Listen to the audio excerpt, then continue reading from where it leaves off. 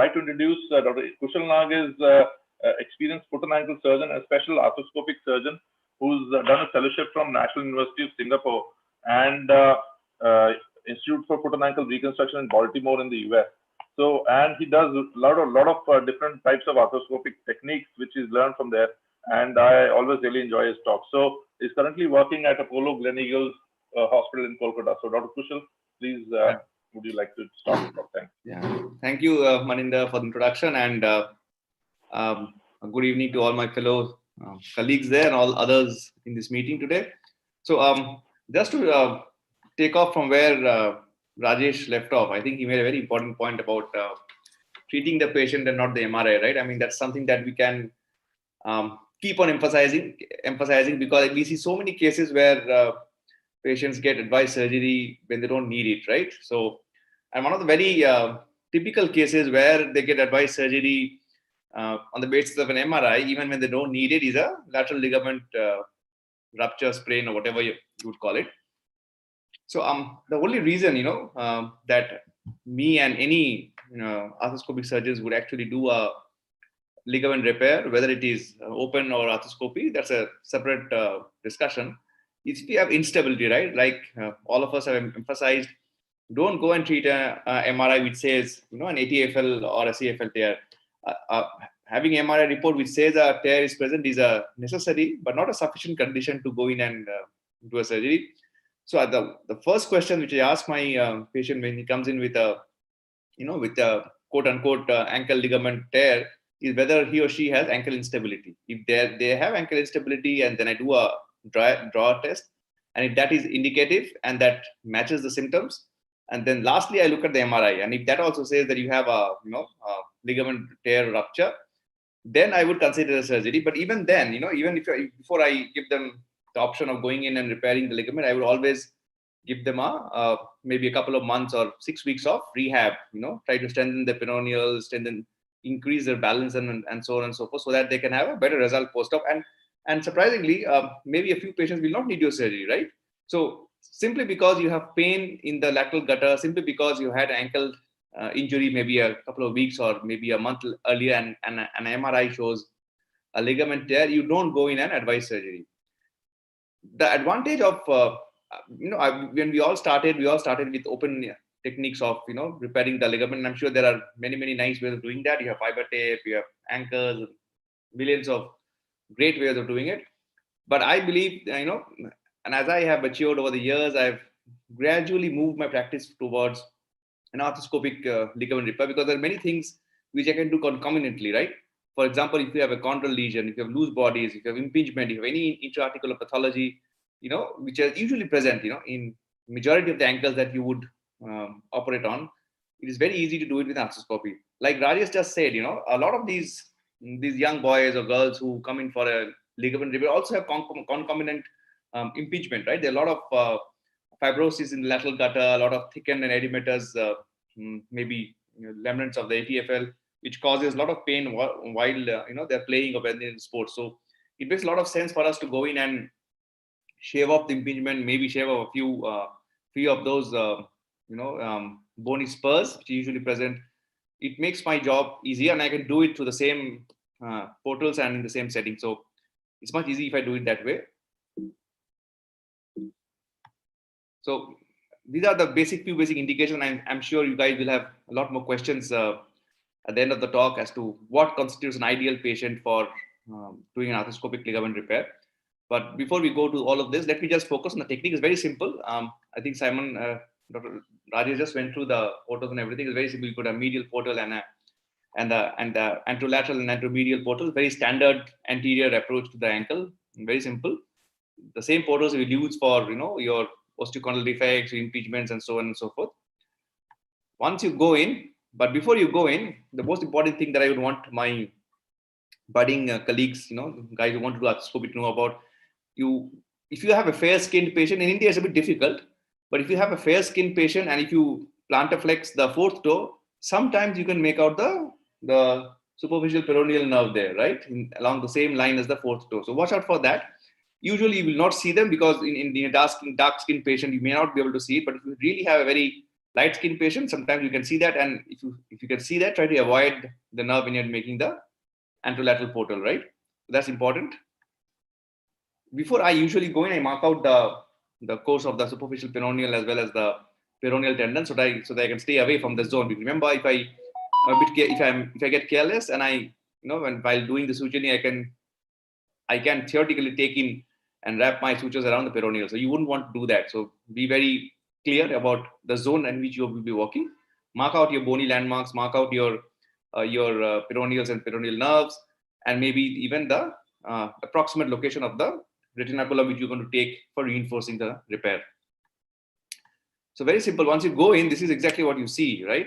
You will see a lot of muck there, a lot of soft tissues lying around there, because usually these patients would have had multiple injuries, and over the period of years, they would have had a lot of impingement, a lot of fibrosis in lateral gutter. So you usually see a lot of these. And remember this view, you see a very open lateral gutter, right? You can see so much space there. I want you to remember this view because in my last video, I'll show you how it looks after the repair has been done. So you see it's very spacious. You have a lot of space, and I'm going in with my 4 scope, right? The knee scope. So I can actually do that. So once you're in, it's very simple. I try to lessen the fibrous tissue load by gently shaving off whatever excess synovial tissue, fibrosis, maybe a basset if there is one, the basset ligament, and try to open some space for me so that I can go in through the lateral gutter and go towards the footprint of the ATFL and the anterior surface of the fibula. So once I'm doing that, I usually also use my RF probe. It's very useful to do it. See, you can use your RF probe. I usually use the shoulder one because the 45-degree one, which is usually the ideal one for doing it, is not available currently with Smith & Nephew in Kolkata at least. So I usually make do with the 90-degree one, which I usually use for the shoulder. So you do that, this is the anterior surface of the fibula which you're seeing, and let me replay that. You'll notice that you will see here at 7 o'clock. You will see this is the fibula and the talus. So that is the talofibula joint there. So this is one boundary that you need to respect so that you don't go into the joint where you're driving the anchor in, and that is the anterior surface of the fibula where I'm going to put my anchor in, right? When I'm going to repair the ligament. This is exactly what you do. You take one of those. I usually use a 2.8 double-loaded anchor from either Biotech or Smith & Nephew, whoever. I mean, it really doesn't make much of a difference as long as it's a double-loaded one. Once you have the anterior surface of the fibula nicely cleaned up, you take your time. This is the most critical step. So take your time. Make sure that you are firmly positioned on the bone, and your hand should be slightly directed out lateral. You don't want to go in with the anchor inside the ankle joint. So you need to be slightly lateral so that even if you make a mistake, you are out and not in, right? So that is very critical for us to make sure. So this is what happens once you have a drill with a stopper there. You drill into the appropriate depth, and then you tap in the anchor there. And once the anchor is tapped in, you take off the sleeve. That's what I'm doing there. And there you have those double-loaded anchor there. It's in the bone. One more thing that you usually do once the anchor is in, or I slightly evert the ankle and try to look into the lateral gutter to make sure that I haven't gone inside the joint. It's something that I learned during my fellowship days. It's never not a bad idea to go in and look there. So once your wires are in, your anchor is in, then it's a very mechanical sort of a job. Then you use the suture lasso, which currently Arthrex it has, but I think when we went to the Jaipur course of Professor Van Dyke, I noticed the Biotech guys also having come out with this equipment. So this is reusable. You can use it for a couple of patients. You can ETO it and use it. It's very nice. So once the wires are in, your intra-articular work is usually over. So what you do is basically your arthroscopy work is usually over. Sorry. So now you're working on the outside. So remember the zones that I had marked out. So now you're going to put in this lasso and come out and go in 4 times, right? So you so these are the 4 areas through which I have come out with my lasso. And now I make a small incision in the center of the zone there and use my probe to take out the wires, the threads through that incision. I want to deliver all of them one by one through the incision. So it's a very simple job. You can just poke in your probe subcutaneously and snag it and pull it out. It doesn't take much. So once you've done that, so this is all your 4 threads coming out through the incision there. Then I ask my assistant to hold the foot in neutral and in eversion, and I tie it in. Remember, this is where you need to use you're not tying. It's not the shoulder. You can't put in a sliding knot because the knot gets snagged. It snags inside the soft tissues. In a shoulder, use the nice tubes where you can do a nice you can tighten your knots, but you can't do that here. So you use a simple technique of tying knots, which we have all learned in our surgical residency days. You tight, and make sure that you are in and go in as much as you can. It's a very strong strong hold on the bone, so you don't worry about the ankle coming off, anything like that. So once you have matched the wire, you see there are 2 wires here, the tiger wire and the blue wire. So you match the 2 wires and tie them together. So you have 2 knots there going inside. And once that is tied in, you can simply use a knife and cut it off from just under the skin, and your repair is done. So it's a very short and sweet procedure. Now remember, this is what I wanted to show you. This is the final arthroscopic picture of the ankle. Now this is lateral gutter, and I can't see any of it, right? See, you can just notice the angle there where you see the tibia and the talus, but I can't go in with my scope there, which means I've just pulled up all the tissues in the lateral gutter, including the retinaculum, and towards the fibula with my anchor. So this is the view that you usually get to see once the repair has been done, and it's very difficult to put your scope in also afterwards once the repair is done. So that makes sure that your ligament repair is complete. This is exactly what happened. The schematic diagram there. You see the entire extensor retinaculum along with the remnants of the ATFL gets sucked into the fibula by that anchor that you've used and the knots that you've applied.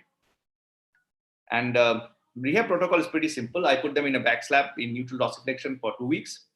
After 2 weeks, they come and follow up with me, and I take off their stitches and I put them in an air cast with a eversion wedge.